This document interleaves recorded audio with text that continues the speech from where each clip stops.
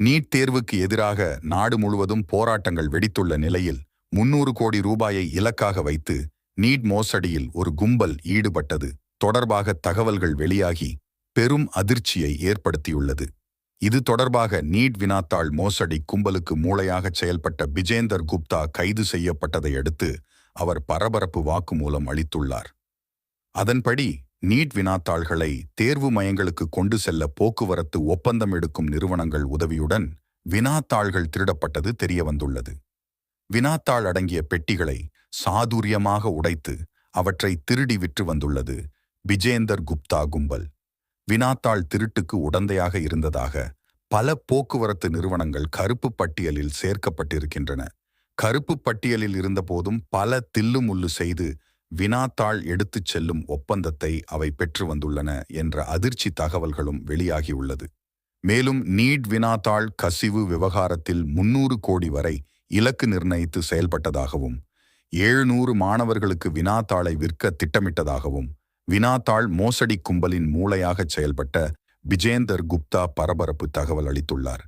குப்தா கடந்த காலங்களில் பல தேர்வு வினாத்தாள் காகித கசிவு வழக்குகளில் சிக்கி 2 முறை கைது செய்யப்பட்டிருப்பதோடு நீதிமன்றம் மூலம் ஜாமீன் பெற்று விடுதலையாகி பின்னர் மீண்டும் வினாத்தாள் கசிவிற்கு காரணமாகியுள்ளார்.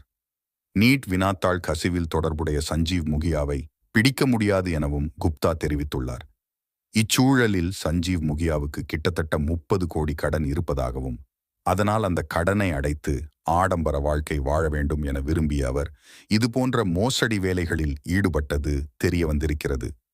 பீகார் பப்ளிக் சர்வீஸ் கமிஷன் ஆசிரியர் ஆட்சேர்ப்பு தேர்வு தாள் கசிவு உள்ளிட்ட விவகாரத்தில் முக்கிய புள்ளியாக இருந்தவர் சஞ்சீவ் முகியா என்றும் தொடக்க காலத்தில் அரசு தேர்வை காதில் புளுடூத் செட் அணிந்து தேர்வு எழுதி மாட்டிக்கொண்டதாகவும் தற்போது நீட் தேர்வு ஊழலில் அவரது மகன் ஷிவ் ஈடுபட்டுள்ளதாகவும் குப்தா தெரிவித்துள்ளார். இந்தியாவில் தேர்வு வினாத்தாள்களை கசியவிடும் மிகப்பெரிய மாஃபியா கும்பலுக்கே முதன்மையாக இருப்பவர் பேடி ராம் என்றும் ஜான்பூரில் அவருக்கு உதவியாளராக இருந்தபோது மாணவர் ஒருவருக்கு அரசு வேலை கிடைப்பதற்காக தாங்கள் வினாத்தாள் கொடுத்து அவருக்கு உதவியதாகவும் அதன் விளைவாக சிறைக்குச் சென்றதாகவும் குப்தா கூறியுள்ளார்.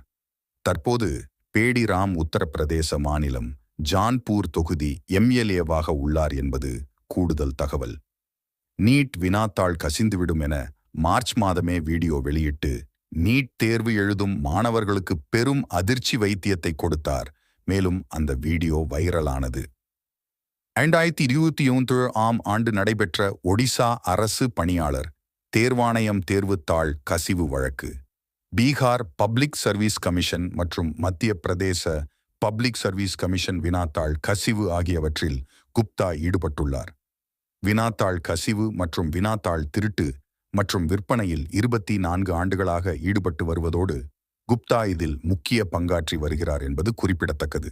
உத்தரப்பிரதேசத்தில் தற்போது சட்டமன்ற உறுப்பினராக உள்ள மாஃபியா பேடி ராம் என்பவரின் உதவியாளராக இருந்த பிஜேந்தர் குப்தா அவருடைய உதவியுடன் இதனை செய்தது தெரிய வந்துள்ளது.